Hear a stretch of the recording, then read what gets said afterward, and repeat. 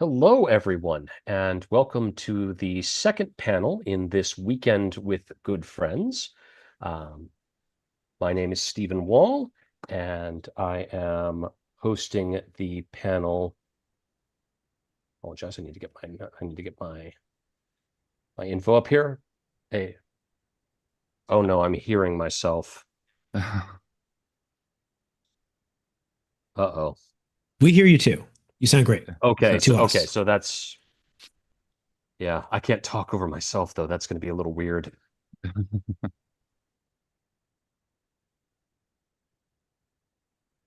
Oh no. Okay, there. I can get rid of that. I'll mute it. Yeah. Sorry.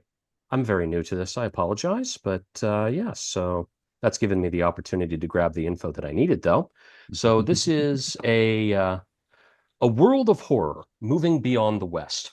And so today, with my panelists, we're going to be talking about non-Western horror tropes and how they can enrich our TTRPG experience. And I have some great panelists with us, and I'll with me now, and I'll introduce them one by one, and also let them introduce themselves. So I'm just going to kind of go in order of who I see on my screen here. Let's start with Liam Stevens, who is a Maori game designer and consultant based in New Zealand. Liam, can you share a little bit about yourself and your work with us? Hi, yeah. Kia ora tātou hoa mā. As the bro just said, I'm Liam. I'm from Aotearoa, New Zealand. I whakapapa, or like my ancestral lineage goes back through Ngai Tamatarangi, Ngāti Reo Panekiwa Karamoana, and Ngāti Hika. Yeah, I do a whole range of stuff. Podcasting, game design, cultural consultation. Um, and generally just doing what most of us in the industry do, which is a bit of everything, I think. Yeah, I don't really know what to say. I've worked on a bunch of projects you may have heard of. I've done work with on Mothership, on the Whole Breach anthology that was released a couple of years ago. I've done work on Monster of the Week and Deathmatch Island, the upcoming Tomb Raider game, and yeah, a bunch of other stuff here and there. Yeah, there's a whole. I always think I should write this down. That's what I should really do for these things. But yeah, that's me. I'm looking forward to having a cordial. I'm really excited to be talking with all my friends here. So it's going to be a great time. Cheers. Yeah, it looks like also you did Candela Obscura and Iron Sworn Thunder Dials, as well as That's what I it. have here. Yep, I did Yeah. those two. Yep. Okay. Excellent. No, I just um so let's see. Moving on, I have Pam Punzala with us, and she is a queer Filipino game worker based out of Ontario. Pam, do you want to introduce a little bit about your work, a little bit about your background? So I got into game design because I was sick and tired of reading about white people, and I wanted more people like myself. That is like the be all and end all of it. I started as a raging feminist, kicking boys' asses in MechWarrior and Versus on purpose because I found it fun. And then now I've learned to make money out of it, so it's great. You may have seen my work in Wizards of the Coast, Journeys to the Radiant Citadel. I'm also credited for cultural and sensitivity consultancy in several of their projects. I'm currently working on the Tomb Raider RPG and Blades in the Dark for the Dagger Isle supplement, which is a Southeast Asian inspired one. Very near and dear to my heart. I have done Candela Obscura. I am also in the Dagger Heart book, a bunch of OSR projects, Advanced Thirsty Swords and Lesbians. I think I've done 3 Pathfinder projects and Starfinder. There's an upcoming Fate thing. There's a lot that I've kind of been hustling with, mostly because it's part of what you do in this industry, and a lot of those projects were personally interesting to me. So that's me. All right. And Perry Clark is a licensed marriage and family therapist, as well as a podcaster, and recently took a career turn to become a performer in actual play podcasts. Perry, do you want to share a little bit about yourself? Yes, thank you. And believe me, I never figured I'd be doing actual plays. I've considered I've spent most of my time listening to them. Yes, so day job, which I'm doing, which was just doing about 30 minutes ago, as a licensed marriage and family therapist here in San Francisco Bay Area. So working with mental health and trauma, as a variety of life changing things. I've also been a player and cast over on Symphony Entertainment for the last couple of years. And now I'm also with the Old Ways podcast. I play Kingston Biko Garvey, who is on the Silver Screens podcast that is just now going live. We've had a couple of preludes, and we'll move into the main story at the beginning of next month. But never expected that. I don't have the exact writing chops the rest of my fellow guests on the panel do, but slowly working my way there, but just from a different angle. And for those who were here last year, I'm the Wear a Hyena guy. Cool. James Mendes Hodes is a Filipino-American writer, game designer, martial artist, and cultural consultant. Welcome, James. Can you share a little bit about your background and your career? Hey, what's good? Yeah, I'm a game designer and cultural consultant. My best known design work is probably the Avatar Legends RPG. My best known consulting thing is probably D&D, Magic the Gathering, or Daggerheart, depending on like what your familiarity is. I work a lot on like Jackbox games, so like any party pack from 7 or after, I'm on there. I'm a little newer to horror than a lot of other people. I love a lot of horror adjacent media, but not as much horror qua horror. But I've worked on some horror stuff. One of my like first and most important writing assignments was 4 pages of Monster Hearts 2. And I guess my most recent thing was I worked on the y'all seen Sinners? Y'all should see Sinners. Um, but I worked on the crossover between Sinners and Fortnite. Hmm.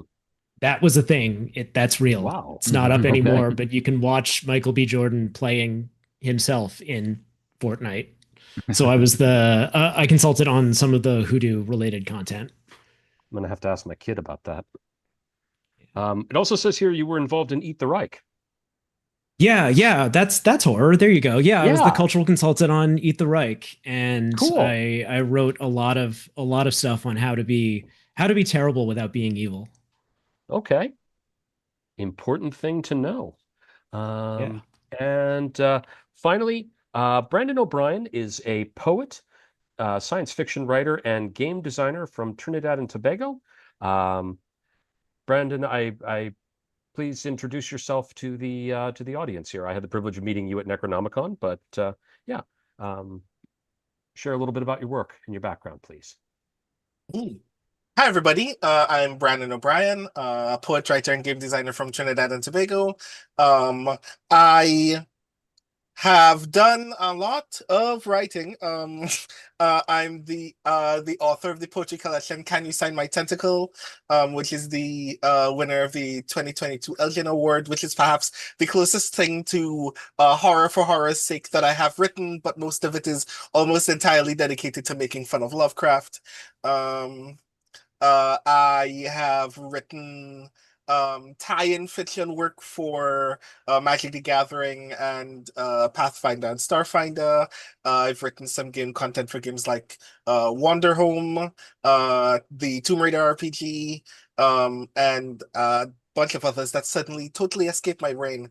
And I was recently the poet laureate of Necronomicon Providence in Providence, Rhode Island, and currently the poet laureate of the World Science Fiction Convention that will be taking place this year in Seattle, Washington, which is the first time that Worldcon has ever had a poet laureate. So I'm very proud of that as well. Wow. Huh. Yay. So I'm very excited to take all that poetry knowledge out of my brain and instead talk about horror, which is a thing that I've dedicated only a part of my brain to, but it's a very active and noisy part of my brain. Well, I am excited to talk to all of you today. And yeah, I have a couple of different topics that I'd like to go over and like to get to know you all better on these various subjects. Please just I'll introduce the topic. Please just kind of speak your mind on it, and we will see where we go from there. No real kind of time limit or anything like that. We'll just kind of move as we can. And there may be, I don't know if there'll be audience questions as well, but if audience questions come in, I'll be notified hopefully, and we'll be able to answer those as well. So my first topic that I want to address with all of you, or I'd like all of you to give your opinion on, is well, it's the easiest steal in managing a panel. You just take the panel title and you restate it in a way. And so that's what I have for you here. So my first set of questions is, how are RPG experiences horror for lack of global horror traditions? And I want this to be the opportunity for you to make your criticisms of the current, the state of contemporary TTRPGs with regard to global horror traditions.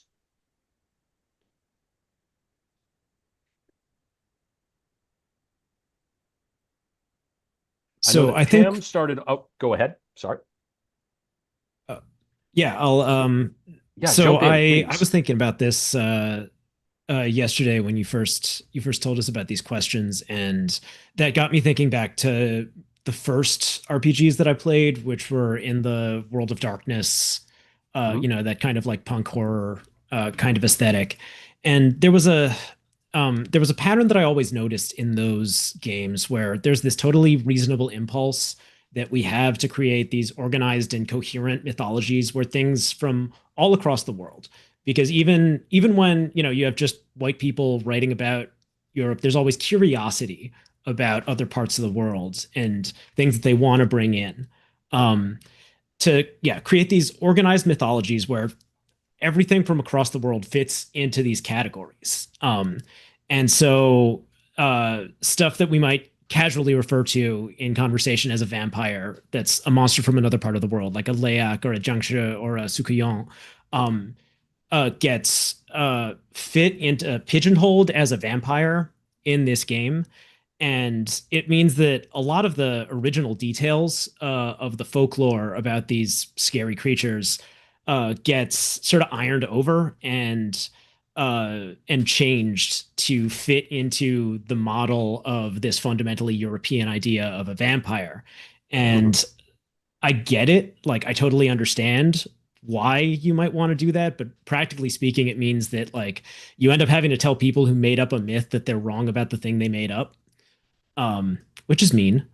And I think it's both more inclusive and also more fun to be messier about it.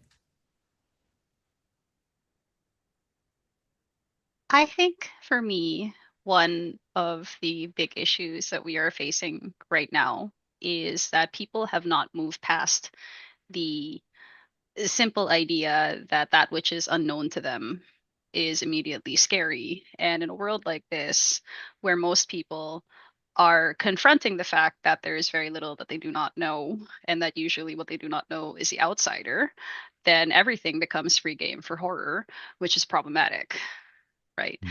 Because the fundamental ignorance that a lot of folks have, and that's normal, it's cool, it's fine to be ignorant. We all start out that way, right? James already went into it about how you're glossing over some very intriguing ideas that are grounded in cultural beliefs, in cultural confrontations, and intention points, right? And it is far more interesting to understand the contexts of horror traditions that are outside of your sphere, whether you're an American looking at, like, say, Maya legacies in the Philippines, or you are a Filipino looking at European legacies. It's more interesting to look at root causes than to go, hey, cool monster, or like, I tap that, right, for the monster fuckers in the room, because that's a thing, right? um then the other preoccupation that I often have when I'm thinking about horror is Western horror almost always is rooted in the tradition of, we must consume it and we must conquer it. Right. There is some horror where like you are facing the huge unknown. It will kill you, and that's the fun of it, right? But there is also that subset of horror that is grounded strongly in Western hero traditions. Mm. which is you're going to put it in a box, you're going to categorize it, you're going to learn to fight it, you're going to learn to be, the real horror or the friends that survived along the way, that sort of thing. At the end of the day, you are changed for the experience, but you're still alive. Therefore, you won, right? But many non-tradition Western horrors, many non-Western traditions of horror, rather, teach different philosophies. And it's in learning those philosophies that you might become a better storyteller. This is not to say to be a tourist, right? Because there's difference between learning and what my grad school likes to call the auteur, right? Where you just kind of move through life. You don't really take any lessons out of it, right? But overall, you'll tell better stories. You'll also confront better things about yourself, and you'll also understand better traditions if you look beyond what you know. Mm. Yeah, yeah, absolutely agree with everything both of you just said.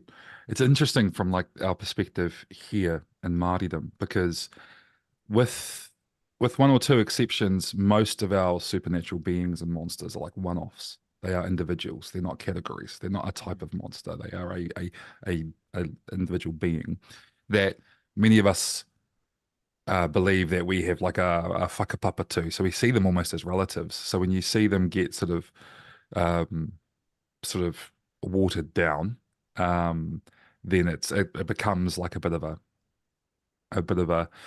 like a a bit insulting, frankly, because you're kind of watering down or like reframing our ancestors in a way. Um, we do have some exceptions, which then frustrate people the other way. So we have like a concept of a taniwha, which is just our generic word for monster slash guardian spirit slash whatever. And people are always like, well, what does the taniwha look like? Well, it looks like lots of different things. It's just a category, right? Like it's a broad category.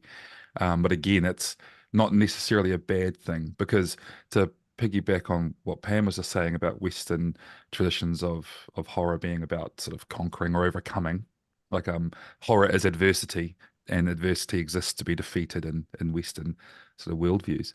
Um, for us, um, that's not necessarily always true. Often those horrific things exist in like a form of balance, right? So like the word taboo is rooted in tapu, which is a Polynesian word for sacred, right? But naturally, it's been bastardized and taken around the world to mean off limits or whatever. Really, what it means is sacred, and that's both good and bad. If you break tapu, bad things will happen to you. And then we have another concept called utu, which is like reciprocity, although again Westerners like to think of it as vengeance. It's reciprocity. So if you break tapu, you have a requirement to fulfill utu to make it right, and until you do, you're going to be cursed, right? As a big part of our cultural traditions and beliefs. Taniwha exist as both protectors and enforcers of tapu, right? So often they're framed as monsters, but we think of them as guardian spirits. They're the thing keeping nature healthy. They're the thing stopping us from polluting waterways, etc. Yet within a Western tradition, they would be the dragon stopping you from accessing the resource, right? And they need to be slain, right? Um, so that's something that we see a lot in retellings of our stories and stuff like that. They get framed from like a Western dynamic of conquering and overcoming. And then, when you see Westerners and use our tropes, like the classic you built on a Indian burial ground trope thing, right? As like a classic example of like Western understanding of something which we would consider tapu, because that's the sort of thing that happens here. But the way those stories tell them always is very different to how our folklore would go about engaging and rectifying those things. So yeah, it's interesting watching the rest of the world engage with our culture on this stuff and how it ends up being reframed through different worldviews and things. But I really liked what Pam was saying about it inherently being about conquering and overcoming because that I hadn't considered that too much previously, and as soon as she said it, it rang true, 100%. Yeah, right. Because Mm. like just like a quick aside, the aswang, for example, in the Philippines, which is now becoming a thing, especially among the diaspora. Like, what is aswang, right? I couldn't actually tell you beyond viscera eaters. That's what they are, Hmm. right? But they actually vary greatly right down to how aswang are made. and our horror is not horror, it is reality. That is a very fundamental worldview. It's not horrific because it's alien, it's horrific because it is an aspect of reality that makes you very small as a mortal, right? It does exist. Like you will casually hear, let's say, a worker here, or your household help if you do travel, they will talk to you about scientific concepts that their child learned, but they will also warn you, by the way, don't go to that street at night because there's an aswang crawling around in the ceiling. And they'll say it without blinking. And then they'll go to church on Sunday. So it's a very fundamentally different worldview from what is a typical introduction to horror. It's also collectivist and community. It's not really like it's this group of vampire things and it's that group of werewolf things and then they just go at it guns blazing and then hunters are here. That's not how it works for us. So Mhm. So I kind of want to immediately piggyback on what Pam and Liam were discussing about that fact that a lot of Western horror is about conquering over monstrosity, about that kind of obvious kind of interplay where one is either engaging in high violence or surviving high violence, and that is what defines your engagement with monstrosity.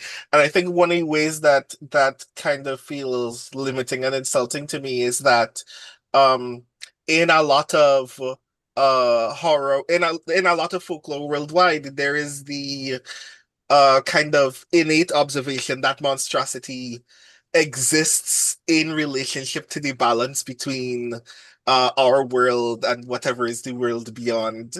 That this thing is either meant to observe that balance or is the consequence of that balance being um, not upkept.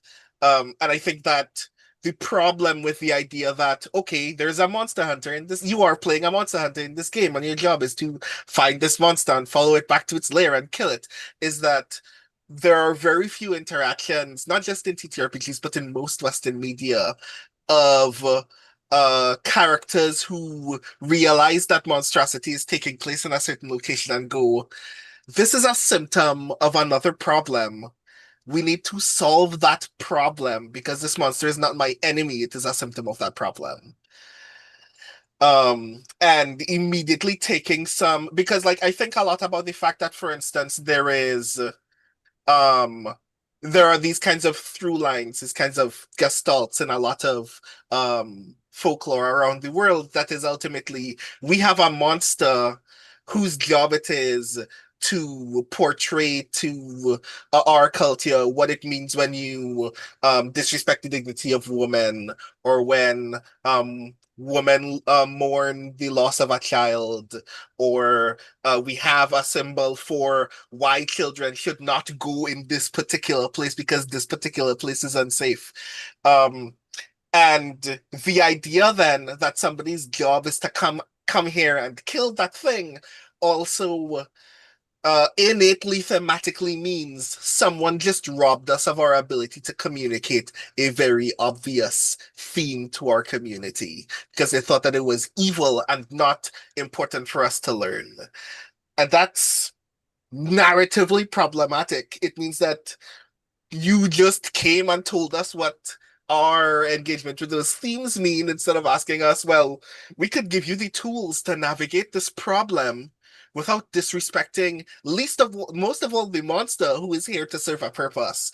And the fact that a lot of stories don't engage with that feels like not just that it's valuing this kind of myth of violence as a kind of hegemonic power, but through that process is also devaluing the reasons why we tell these stories in the first place and what is the actual virtue that we can learn from engaging with those stories in different, more radical ways.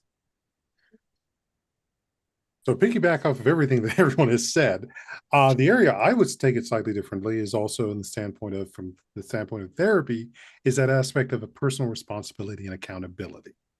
And especially when you're dealing with a number of the idea of something that's coming in to extract, as Pam said, you something that Where are you getting the power to deal with that extraction? Where are you dealing with that as element of accountability? Even to go to Liam said that some of these creatures are also there to maintain the balance. They're there to maintain the idea that there is personal responsibility and personal accountability to the actions you take in the world. Nothing exists in isolation. And if one of the ways to get that accountability becomes call on the monster, which is also a theme in multiple stories from what Pam was saying about the personal going after a woman's virtue, to the legends about Pumpkinhead or the Scarecrow monster, which is classically of Western methodology. This has existed in multiple cultures worldwide far longer than Western society has even existed. And it's an aspect of that society speaking to how do we maintain accountability and personal responsibility for the actions you've taken. If it's not going to be corrected by the monster, well, guess what? It's going to be, you're going to enjoy being devoured in its stomach for the rest of your life. And you get to think about that. So I'll leave it there and pass it back to everybody else.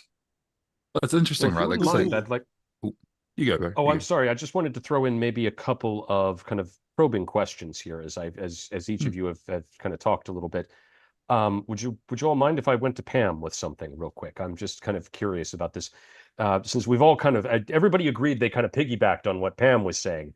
I'd like to throw something to Pam here, because what you mentioned about kind of the idea that the unknown in horror is, at least what I pulled from it was the idea that there is that when we're talking about the unknown in Western horror, what we're talking about is ignorance. And also, I mean, what I wrote down actually here was, is the unknown what we ignore?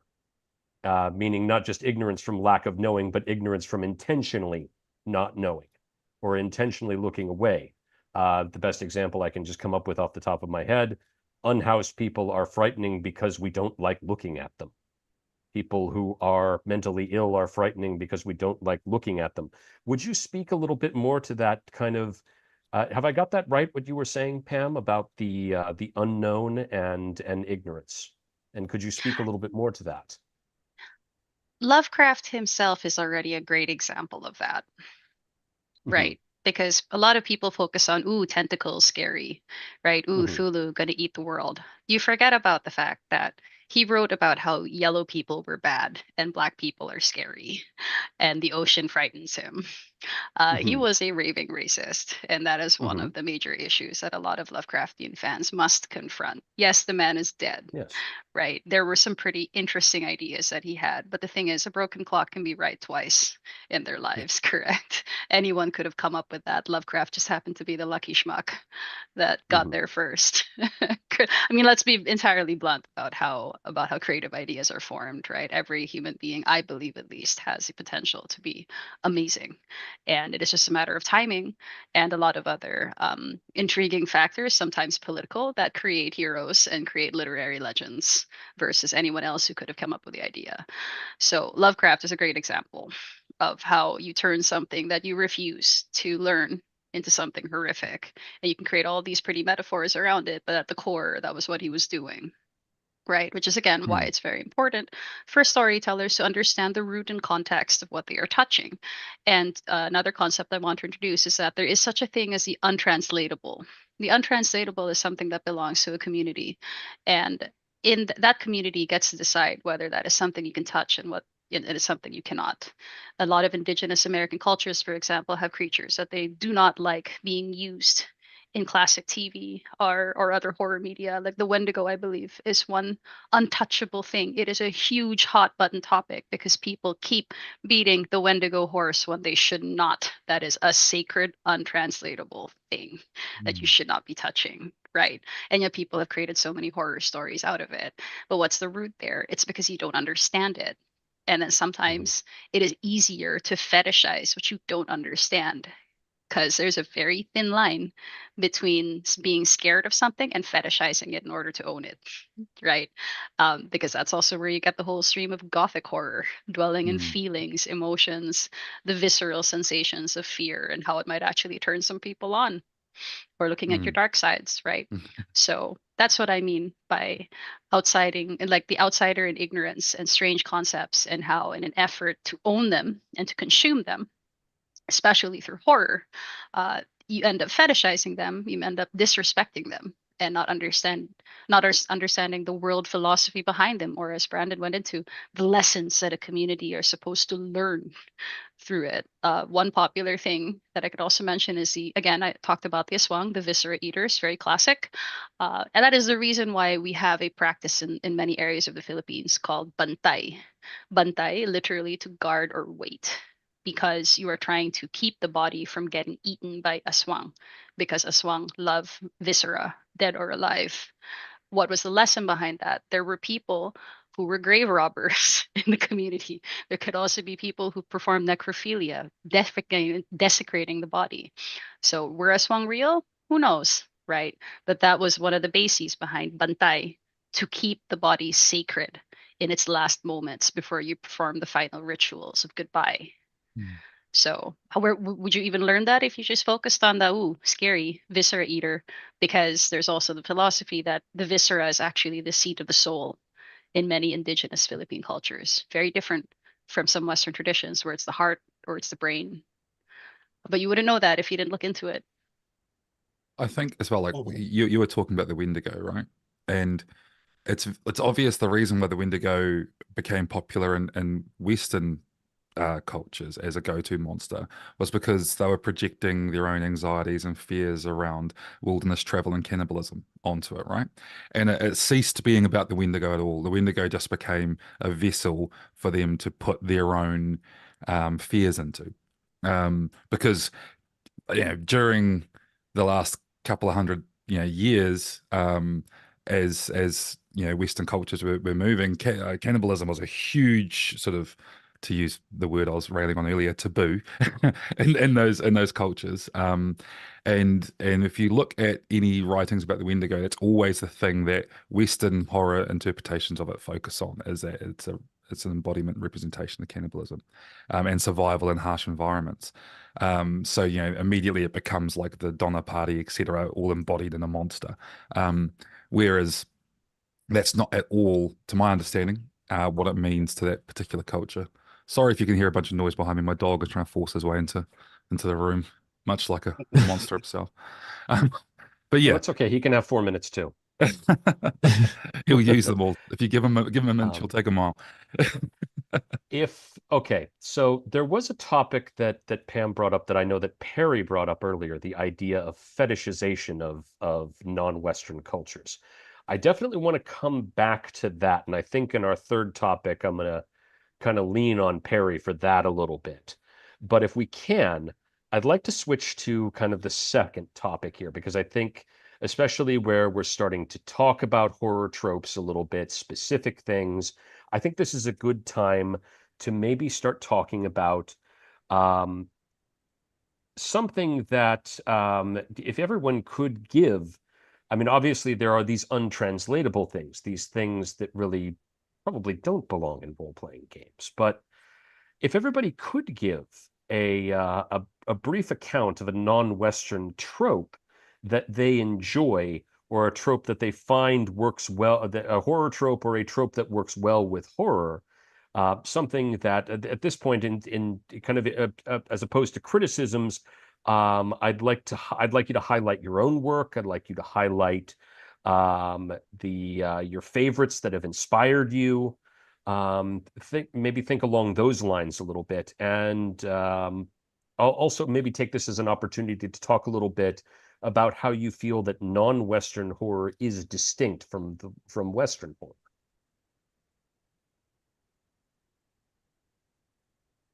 There is a thing that I think emerges, at least to me, and this is probably just me being very self-indulgent because I do very strongly kind of connect to, as I said, the idea that um the best way to engage with monstrosity is to allow it to continue doing the thing that it was supposed to do. Um, and I think in my fiction more often than everything else. But I think that one of the things that I've attached to when it comes to um playing out horror when it comes to local folklore is the idea that once you have discovered that a bad thing has happened and that it is tied to monstrosity, the solution is to let the bad thing happen because it's happening for a reason. I think very strongly about how much like I of those through lines that I was mentioning throughout folklore. I think one of the very obvious ones is there are kinds of monstrosity in certain regions where this thing only exists because it has been wronged in a way that it did not deserve to be wronged, and its duty is to witness that suffering in other people and punish the people who are responsible for that suffering. Like there are so many elements of folklore about women who are turned monstrous because they have been harmed in their past life. Like the Laja Bless, or I think I'm thinking of the Tianak in this instance as well. Um, where like that observation of this thing exists because it has experienced harm as a mortal, and now it's acutely aware of what that harm looks like, and will just kind of zone in on people who are doing that to other people and punish them. And I like the idea of instead of telling the story of a monster hunter coming in this area to cure this neighborhood of the plague of this monster being here. What if somebody came here and went, "Oh, this monster's here because you're a shithead? You need to continue struggling for the next few nights, and then we'll never have to worry about this again. And I'm here to just make sure that you suffer."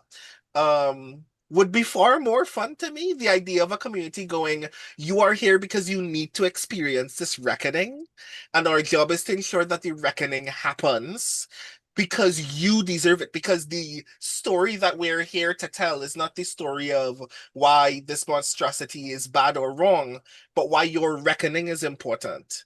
Um, and I think playing with that more often, like even trying to find the ways in which Western horror can be the lens for that as well. Like, what kinds of monsters are, in fact, opportunities for us to tell the story of people learning that they are bad, and this moment of horror is supposed to be a moment of salvation for them, and then they come out on the other end and survive because they have had that moment of salvation.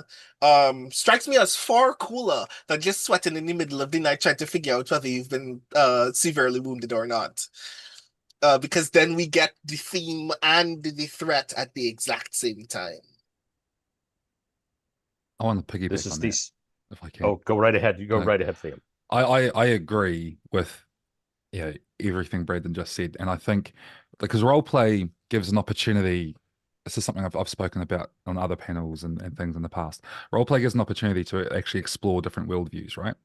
Because we're make believing ourselves as other people, we can go and learn something about worldview. And I think a lot of role play stuff, and especially a lot of horror stuff out there, they focus on the aesthetics of things that they're borrowing from, and they don't actually focus on the intent behind it. I think one of the big things that we can gain from like role playing horror from other cultures is using those to explore those intrinsic meanings and worldviews in a way that actually means something. So, like for example, within what I was talking about before around tapu and how if you break tapu, something happens to you. One of the big common threads we see in contemporary Māori horror that turns up in television, etc., is we believe that you carry the mana and essence of previous generations. So if your ancestor did something wrong, that carries on to you, which ironically is something Lovecraft actually did quite a bit. But it's like the idea that you are a continuation of your lineage, whereas contemporary Western worldview is very individualized. They don't think back more than two generations. Once you hit great granddad, you stop really thinking about your lineage so much, and at least here in Aotearoa. So And what happens is we've now started using those horror conventions to kind of represent colonialism in a way, because modern day people don't seem to think that they have to rectify colonial pasts, right? Whereas within our culture, that stuff that happened to our ancestors is still happening to, well, I mean, it is literally as well, but like those wrongs are still unaddressed. Utu hasn't happened yet. Um, and until Utu does happen, that is an ongoing harm to our mana. Now, within our worldviews, right, Taniwha or other curses and spirits, Makatu, etc., it doesn't matter if you've lived a great life. If your ancestor screwed up and breached tapu, well, congratulations. Guess who's got the obligation to fix that? That's you, right? And an ongoing theme that we see in a lot of our Māori horror here is colonizers back in the Rā, they breached tapu, they picked up a curse that's having an ongoing effect to a people in a place. And in the modern day, the only people who can fix that is the ancestors of those people, right? And we see that presented a lot, and it's all about trying to make those people realize that the reason you are here is because this horrible thing happened 200 years ago, you need to fix that. And really, it's just a way to explore the broader issue of colonization, but it is firmly grounded in our worldview. And I feel like role-playing games are a good example of trying to get people into that kind of space, get them into that space of having to the monster represents this reality, this truth, that to the other culture with whom you coexist with, and they can give you context around that, but ultimately the responsibility of rectifying that lies on you. I think there's lots of potential in the RPG space for us to explore that kind of thing and get those lessons, exactly as Brandon was saying.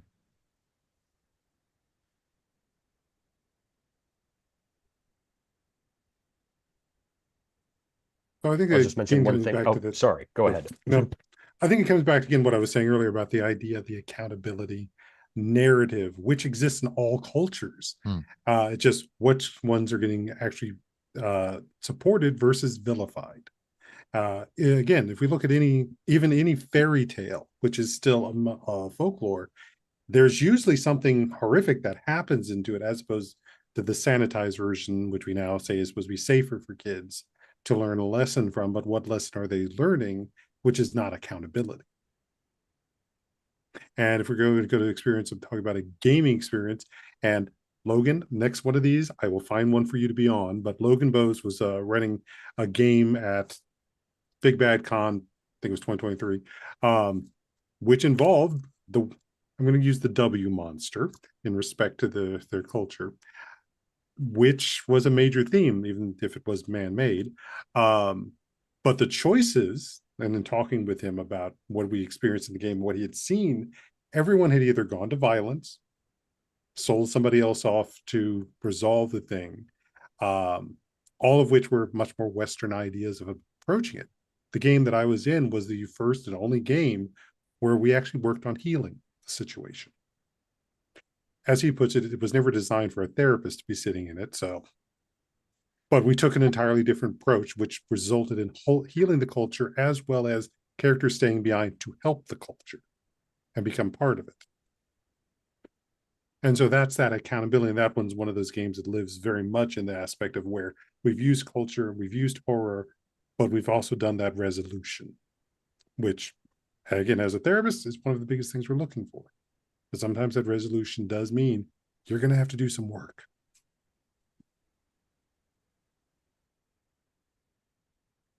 There was a video that I wrote for the Extra Mythology YouTube channel about zombies that was based on stuff I learned in Yvonne Chareau's Afro-Atlantic religion classes at Swarthmore. Yeah, her work is awesome. She was the Hoodoo consultant on Sinners, the movie.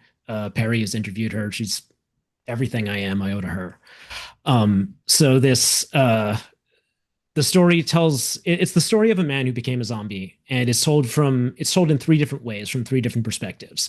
The first is from an American Marine who invaded and colonized Haiti in the early 20th century. And that's very much like a scary story. The second is from the perspective of a Haitian doctor who's trying to figure out the scientific basis behind how a zombie is made. And she gets really close, but doesn't quite make it. And then the third is from the perspective of a voodoo practitioner who was actually responsible for making the zombie. And from her perspective, it's not about how to make a zombie, but why she chose to make this particular guy into a zombie. Um, but that story structure, some of you might know, wasn't my idea. I bit it from a Japanese ghost story called In a Grove by Akutagawa Ryunosuke, which is a ghost story that's told from three different perspectives. From there's a horrible crime, and three different people give their perspective on it, and the last one is a ghost. And it was dramatized by Kurosawa Akira in one of the stories in Rashomon. So sometimes people call it like the Rashomon story structure. So this is something that we can just do freely in role playing games. Like you can, if you want to depict a story from multiple perspectives and get multiple angles on it, you can just do that.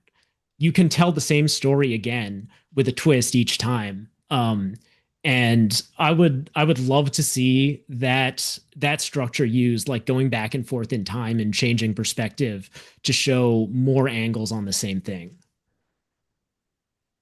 Mhm.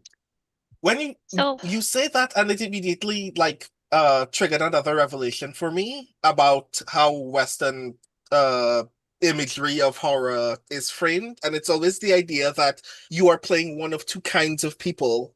You're either playing a hero whose job it is to solve the problem, or you're playing some hapless stranger the who is victim. neither responsible for the problem nor capable of resolving the problem, and their job is to survive. Yeah. But Mhm. when you said that, it immediately like triggered in my brain, like what if there is a game where the role that you play is a part of the story of this event? Like what if your goal is to dramatize how we got here in the first place? So yeah, I appreciate that a lot. That's actually really cool. I don't Thank have you. any specific tropes myself, but I will very quickly since we talked a little bit about zombies, and this is on Netflix, confirmed by my lovely wife as of last year. There is a Filipino zombie movie called Outside, and it is a Mm. family drama mixed in with a different kind of zombie. It's a little long, but it's very good. And it will show you like a zombie apocalypse that is not Western. And what's even better for us Filipinos, it's not even set in Manila, it's set in a province. So it's an entirely different aesthetic. It's an entirely different kind of drama. So if folks are looking for movie recommendations, I'd be like, look like the shit to me. And normally I'm not into zombie stuff because, fun fact about me, I'm excellent at RPing horror. I'm excellent at writing it. You can't get me to play it. I will hide behind a chair. And I don't often watch it either. I'm actually a huge scaredy cat when it comes to horror, but that's why people say I'm good at it because everything scares me. Uh, Literally, I could be breathing in my room and I'd be like, "What the fuck? The zombies are coming!" Right? But beyond that, like to riff a little bit about outside, right? Um, since we're talking about general things that we'd love to see more, reckoning with a community would be great, right? Because we already talked about different perspectives and we talked about reconciliation and accountability, right? Instead of an individual troop, why don't you talk about how a community might reckon with things, right? What is the collective idea of something terrible?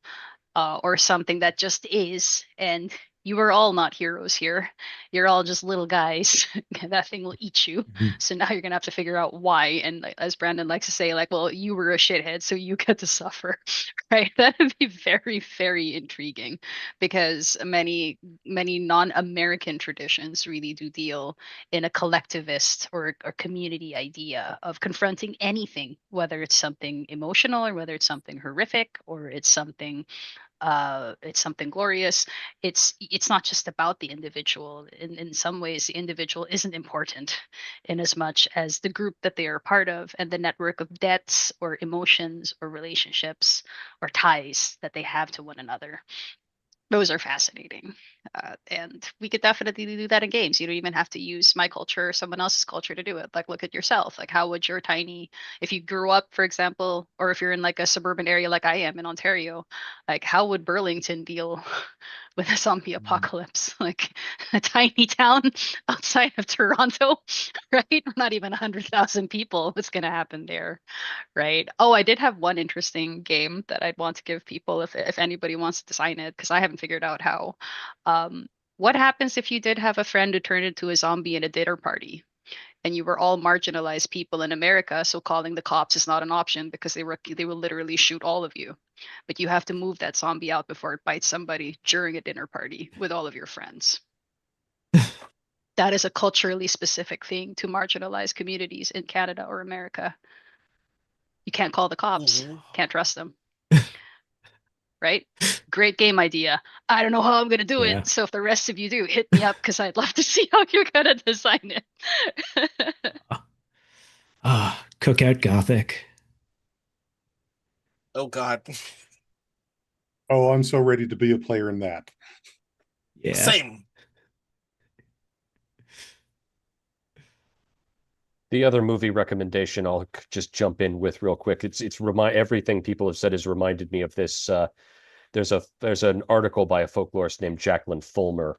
She wrote kind of a folklorist write up of the movie Tales from the Hood, specifically looking at Oh, masculinity. It's called Men Ain't All, or Grandma Meets the Zombie, and essentially the idea being that looking at horror from the perspective of you have violated the community, the sanctity of the community, therefore you suffer.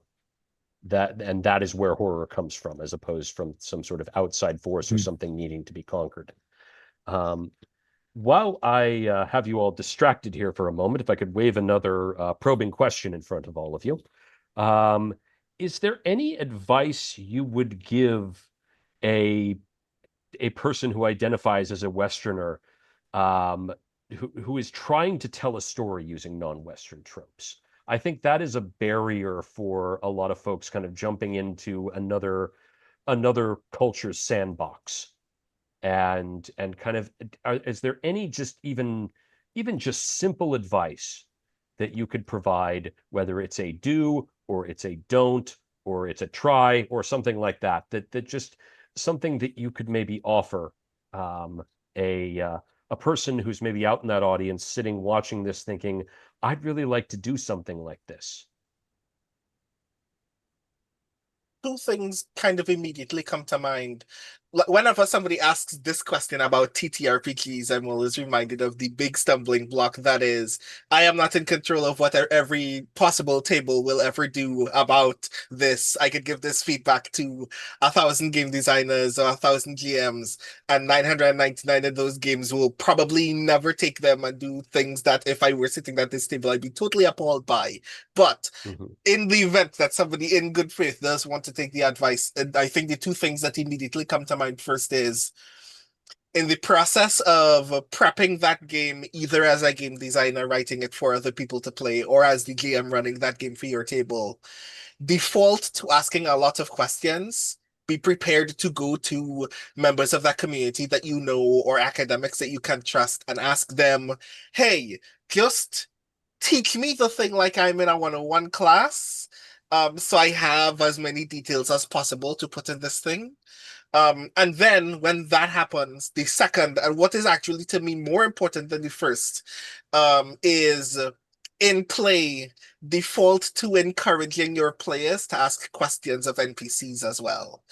Default to preparing the game in such a way that the act of investigation, the act of learning what this state of horror is not down to tracking a monster in the woods and finding its lair and finding out what needs to kill it, but asking people who would be tied to that kind of historical knowledge, what they know and what they are willing to do, and even default to preparing a game where the player's goal is to prepare the NPC for accomplishing tasks, to secure a certain room for a thing before it becomes attacked by the monster, to get very rare materials that put them in even greater harm's way, in ways that the act of playing is also the act of learning for the players as well. So that entire construction is all about honing in on theme and creating an atmosphere where players feel like they are gaining knowledge rather than just performing a vampire assassination ritual with all of these serial numbers filed off. Yeah, which 100%. adds to which adds to the standpoint that also, if you're looking at anything that's going to be another culture, the knowledge is not necessarily going to be in a book. It's not going to be going to the library. It's going to be finding who is the persons or NPCs who have the historical oral knowledge or the stories. Yeah. And if that is, I mean, beyond the historical, as has already been suggested, any other culture, you're going to be looking for who are the storytellers. So if you want to have a more accurate view about what another culture is, how are you writing the storytellers into the story as the providers of the knowledge versus they go scour through the library and find the book that is 300 pages long and somehow they open the page right to the section they need. Now there's a trope for you. Yeah, 100%. And I think if you want to explore other cultural tropes in your horror games, ask yourself why. Like what is it about that culture that you want to do? Like what is it? Why do you want to play that particular thing? And again, if it's because you like a certain aesthetic, if you like the idea of a cannibalistic monster out in the frozen landscapes, then maybe don't use our culture. Find something better than your culture that does that same thing, or make something new.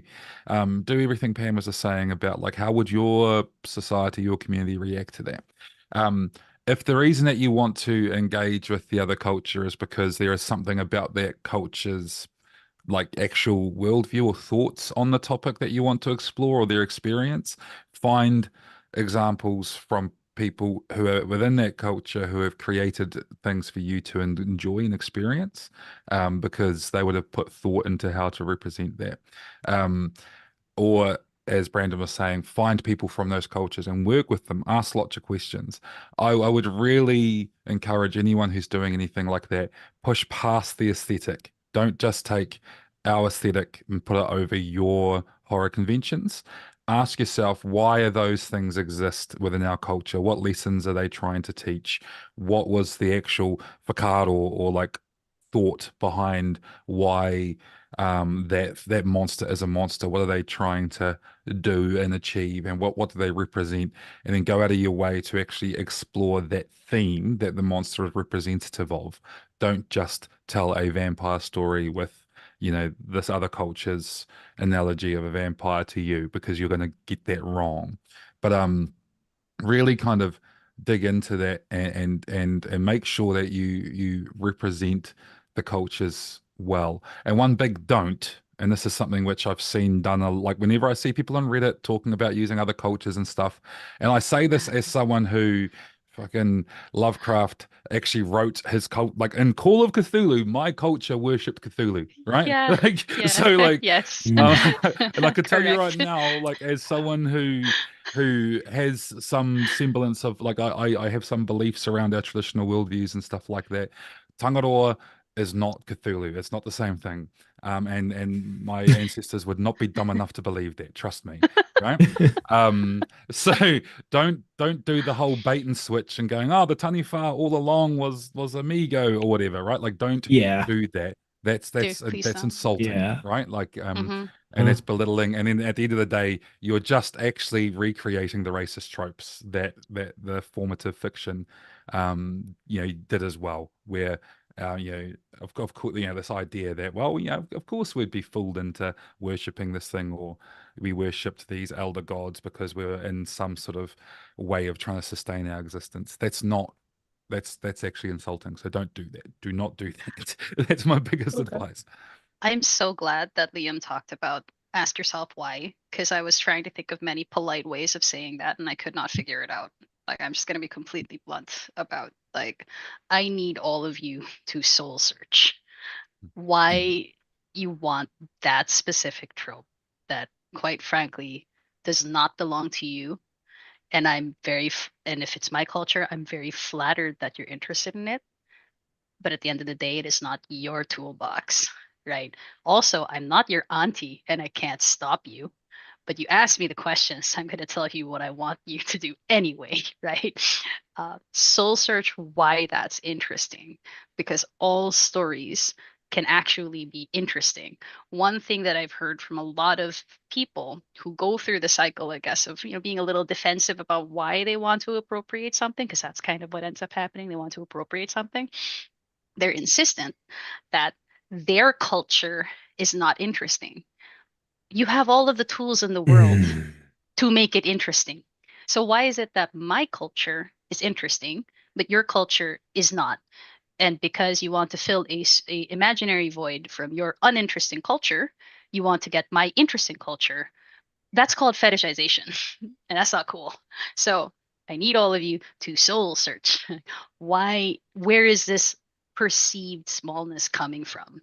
When in fact, many people, many Westerners have the power and have the privilege and have a lot of fascinating urban lore all on their own that they could draw from, or even their own terrible, strange experiences that comes specifically from their locale. It does not even have to be from my side of the hood or from the popular one, Japan, right? Or China, the cool Asians, right? Or the woo mysterious The fancy Africans, which is Asians. really offensive, the fancy Asians, right? Or the African cultures or the Egyptian cool stuff, right? Like, study why, where is this Mhm. lack coming from? I guarantee you will become a better storyteller if you try to search within yourself where this is coming from and what you can draw from. Like, one specific thing that I trip out on a lot.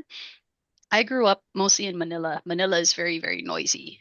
So you don't know the meaning of silence. If you want to get deep and philosophical about creepy stuff, I learned from just a month in Burlington, silence has a sound. You can make an entire strange horror thing about that. That silence has a sound. And you won't get that unless you're in a suburban area in North America or some other quiet place. Why does it have a sound? Right? You can start as simple as that. It doesn't have to be like, ooh, a swan, cool, or like Jiangxi, I like hopping vampires, right? Sorry if I sound very like insulting, but you asked me the questions. I'm just gonna be like, I want you to soul search, okay, before you go into other stuff. And if you still want to, fine, I can't stop you, but know that I can be hired as a cultural consultant to help you on your journey. I want to Um, very, very uh, quickly piggyback very small on what Pam said, because the other very important thing about every story can be interesting is sometimes we don't have enough conversations about how Western media is not thinking very deeply about how Western monstrosities actually kind of rad as fuck. Again, if you haven't seen Sinners, see Sinners. It takes a core element of the Eastern European vampire myth and made it strong theme mhm. in ways that I Yeah. hadn't seen any other vampire movie do ever. And those are questions you can ask very deeply about the myths Yeah. that you already have. What are the things that I have not thought about when it comes to why this monster does this thing? Mhm. The other would be also the most fundamental thing is that any horror is about human relationships. And whether that relationship is going on within the community, within multiple cultures, but more especially about what's that relationship doing within the self, because that's also the thing that pushes our horror as how we're dealing with the world, whether we know it or whether there here be dragons at some point. So any type of research you're doing is what is also going on for that person in the various layers of existence they connect in. And that's something that even Sinners does, is talking about what are these other connections that we live in that, again, don't realize is something that can be extractive as its own way. Uh, So Sinners had 7 cultural consultants. Um, like if you stay till the end, stay till absolutely the end, after the credits, not that credit, like after the other credits, stay till the end. But yeah, you will see that there are 7 cultural consultants on like different topics. But Sinners is a major motion picture. Um, and your home game is not necessarily going to be like that. Like when you're like at home at your table, like you don't have those kinds of resources, you're going to make more mistakes than Ryan Coogler and 7 cultural consultants made. Um, that's actually to be like, yeah, it's bad to make mistakes, but it, we're not saying like that you should follow a path where you never make a mistake. You do actually need to like take some risks and try some things at some point, like in order to figure this stuff out. And you might not like, even with the stuff like a lot of the first, a lot of my first reasons for engaging with all types of stuff, whether it's my own culture or somebody else's culture, my reasons were bad. Um, but that didn't always stay the same. Like sometimes the soul searching led me away from something. Sometimes the soul searching led me back to something that I was doing before. But usually there was like kind of a meandering path. If I realized I had a bad reason for something, I had to like interrogate that and find out and find other things about myself that would change my approach to it. So to go back to the thing about like look at your own culture. I think that this is I think that look even if your intent, even if you're going to do a thing from somebody else's culture, I don't think it's actually possible to understand what that culture is doing unless you also look at your own culture and see like what your culture is doing differently. You won't be able to see like something that's different from you unless you see how you are different from it also. And that's like um I'm yeah, I'm not gonna spoil Sinners, but Sinners didn't have a white cultural consultant. It had a consultant for a specific European culture. Yeah. And like people of color, we want to see that too. We want to see European cultures approached with like some of the same way that people have approached our cultures. Like that's actually interesting. That helps us look at our cultures also. So if you like the first thing that you can do, the first thing you can change is stop seeing your own culture as boring and default, right? That's the mythical norm.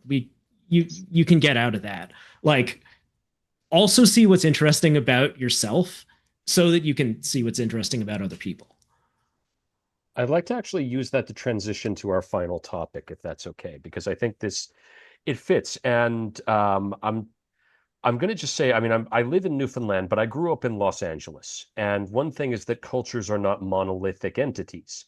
They blend very easily. Like, you know, I grew up eating chicken fried steak, but I also, you know, heard stories about La Llorona from like kids at school and stuff like that. So here's my kind of third topic that if we could just kind of do a quick roundtable, I would say we got about maybe, you know, 15 minutes to see if we can take a stab at this. In theory, the West is a place or an ideology that stands in opposition to other ideologies. Um, some things are Western, some things are not. Where does the West end for you? Can you separate the non-Western from the Western in a global industry like TTRPGs? Take a moment, but I would really, I definitely want to hear what all of you have to say about this. Where does the West end? Soon, hopefully. No, but, no, sorry, that was a bit facetious. That's okay. I was showing you guys Tipu's Tiger the last night, the music box of an English colonial soldier being devoured by a tiger, and I wish they could still play it, but apparently they can't. Yeah.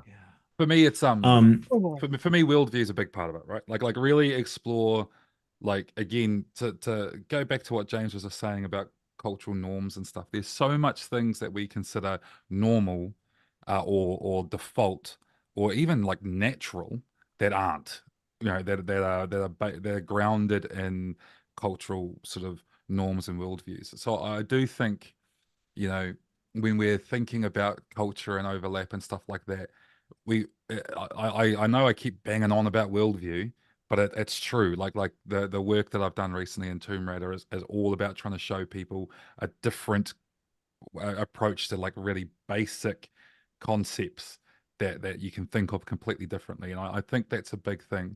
So if you're looking at works that have been created within the broader tabletop RPG industry, if it's inviting you to think about something fundamental differently, um, then that's a good sign that it's from outside of the Western Hemisphere's sort of worldview, I think.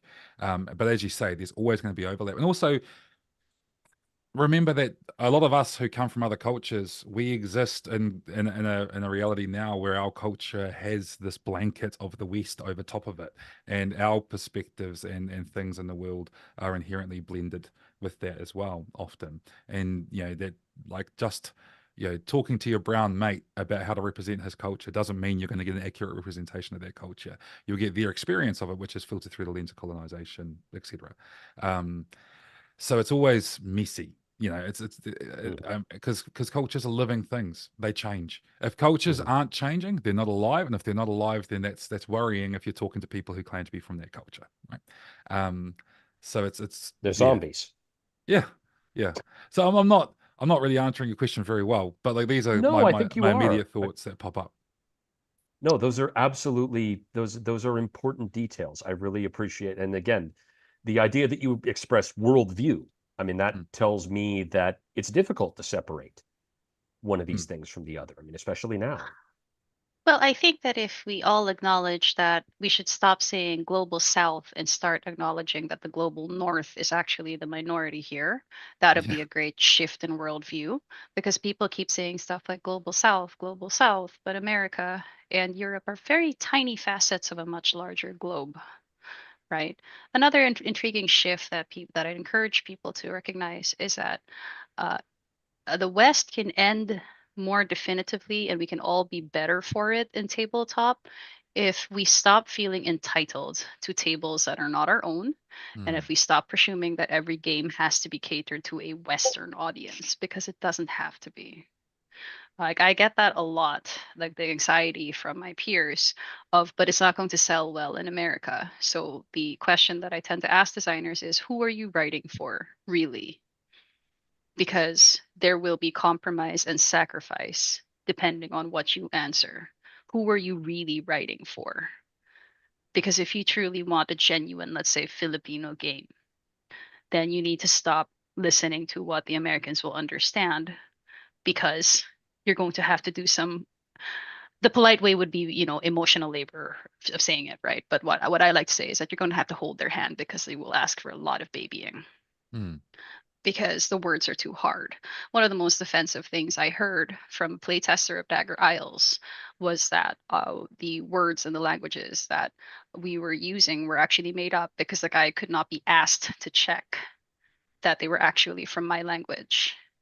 So he made the presumption that I was putting these words in to be cool. Is that the mm. audience I'm writing for? Fuck no. You see what I mean? So that is where I think the West could definitively end and we'd all be better for it. Changing your mentality about who really is the majority here and what are you doing as a writer? Like, who are you really writing for? And mind you, I'm not saying it's bad to write for an American audience because the North American audience is a very large audience and it's several different audiences and demographics because there are marginalized people there too who want their stories told, who want to be represented better, right? So you need to go back to the basics. Who are you writing for and why? And what are you willing to compromise? And what are you willing to sacrifice? And where are you going to build bridges rather than burn them?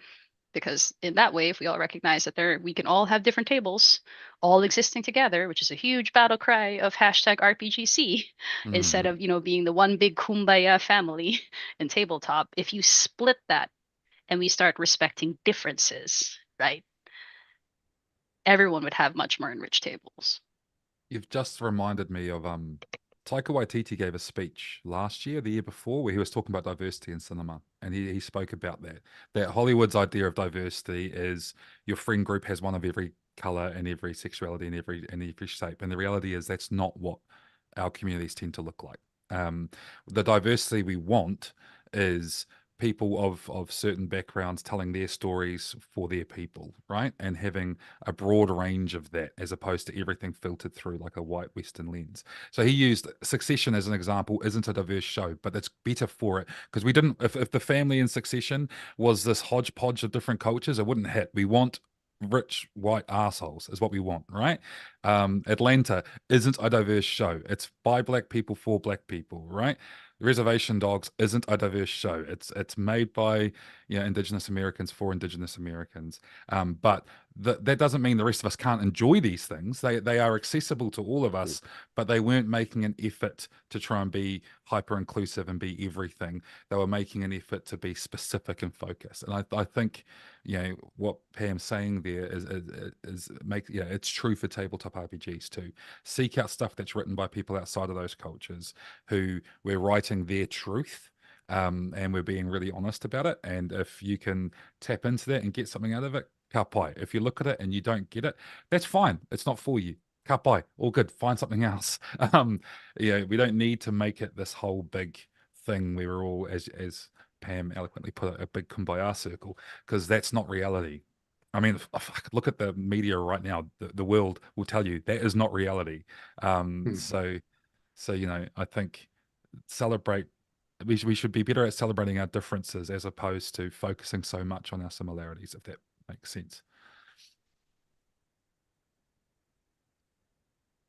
When you phrased the question initially, where does the West end?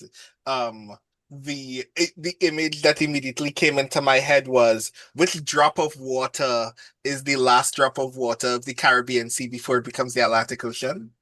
Um, because I think one of the fundamental things about that question from that kind of material standpoint is the West doesn't know. The West can't determine whether Trinidad and Tobago, an English-speaking island in the Caribbean, is Latin America or not, because we do not, because Spanish is not a governmental language here.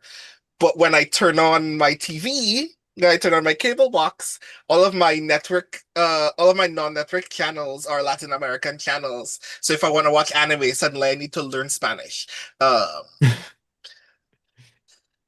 I think ultimately one of the big frustrating parts of how we challenge the idea of the West, much like when Pam was saying we need to kill the term third world and global south. I hate because they don't mean anything, they don't qualify things, and they're meant to qualify things that were valuable when we were still fighting the Cold War. And one of the things that kind of broke that for me is that somebody literally put in the YouTube chat our Sammy Western. And if you ask the US, they'd be like, yeah. The Nordic countries are obviously in the West, but then when you open a TTRPG like Vaesen, it's doing a lot of the mechanical and narrative things that we were discussing here as valuable for expressing non-Western horror. How do you tell stories about monstrosity where the goal is not conquest, but understanding and release? How do you tell stories about monstrosity where you come to terms with the fact that monstrosity is often often more so a victim of impropriety and wrongdoing than we are for suffering from monstrosity?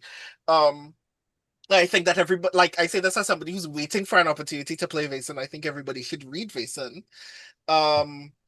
It's in its own way, simultaneously accomplishing some of the things that we want to do, and still in this position of, well, why does it make some of these narrative decisions? But it's doing that for its own context, for its own space in its own context, and that's why it works so well. So I think one of the fundamental solutions to this problem, just like Liam and Pam are essentially hinting at, is how do we get to the point where we are telling enough of filling the TTRPG space with enough of our perspective and our stories, even if we are consulting for somebody else to tell those stories. But how are we getting to the point where there are essentially enough Sukiyas that everyone can tell tell it that it's different from a vampire and make the decision, well, I want to play a Sukiya story today because I think that would actually be really cool. Without instead of going to a bookstore and going, hey, there are 9 vampire books here. I guess we're playing a vampire book. Like, how do we get to the point where the ways in which we overcome Westernness is by having such a rich diversity of options that we can decide that we want to learn something today, essentially. James and Perry, I want to give the two of you kind of the final word here as we wrap up. So yeah, where does can you separate the non-Western from the Western in a global industry like TTRPGs? So I would love to. I do it as often as I Okay. can. But the problem is that the West is a monster, right? Okay. The West is a monster and has a specific mode of attack. And it is a specific thing that it does to its victims, which is that it spreads out and it rolls things up and it takes something and reclassifies it from what it was before into the West. And those things change and acquire some benefits in the process at the expense of a lot of other things.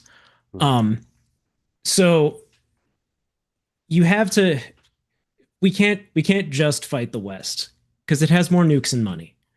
So we have to do the stuff that we were talking about in this panel to deal with that monster.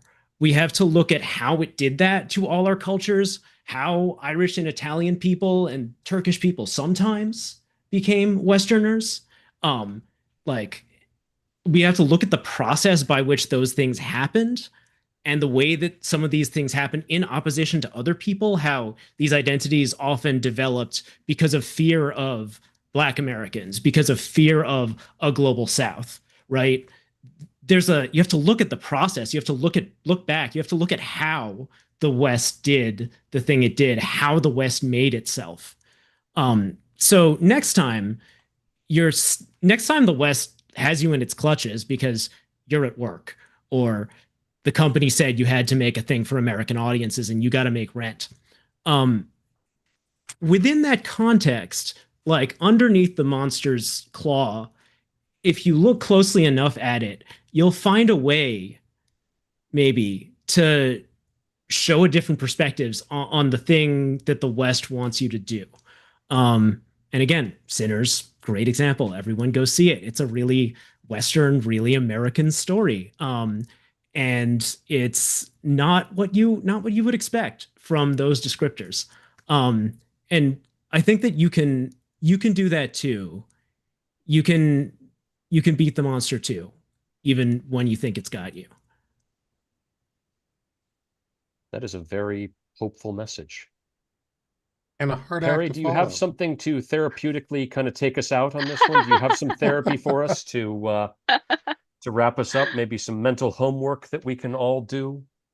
Well, I think one of the simplest mental homeworks is what does it mean if you write your story and that the hero and protagonist or the people going through it are the marginalized people, as opposed to it being a white characters.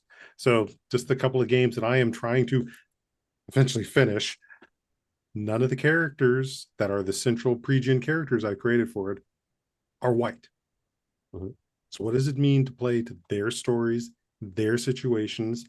Something I'm struggling with because the editor and one of the things I'm working on wants to have something more go on with this white community that is the opposite of my characters. And it's like, nope, that's not who I want to go to because that's drawing the attention back to them versus the people I'm writing this story about. Now, I've thought about a way I can still bring in a menace to it, but who are you centering? Just as Pam said, what does it mean for you to actually try and write this character as a person of color, as a woman, as a queer person, as a neurodiverse person?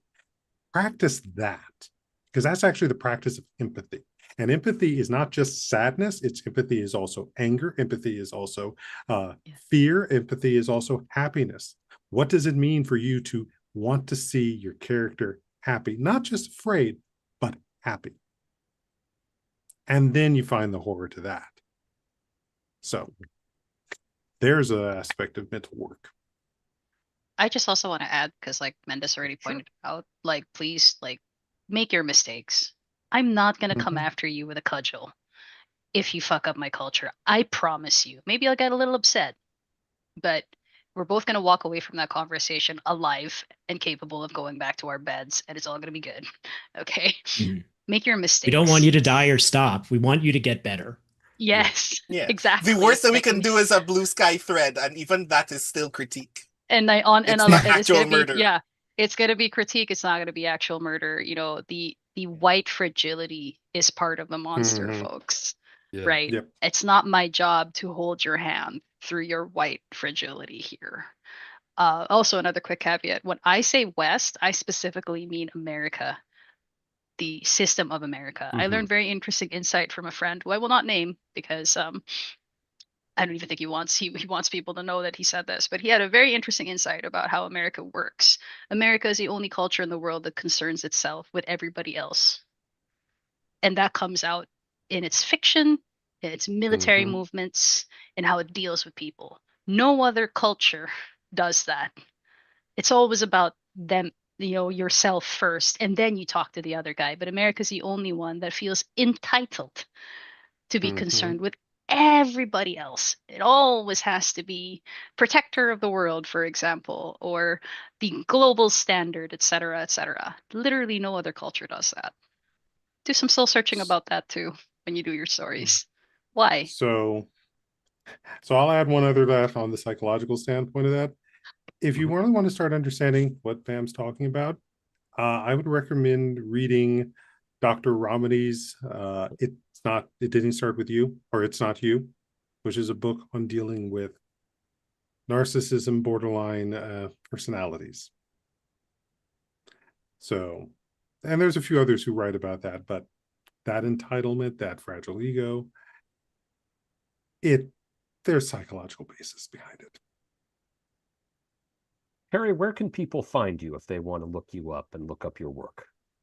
Well, you can find me at my podcast, which I will also say you can also find interviews with all of this panel as well on it, which is called Untying Knots, Minds and Souls Untethered.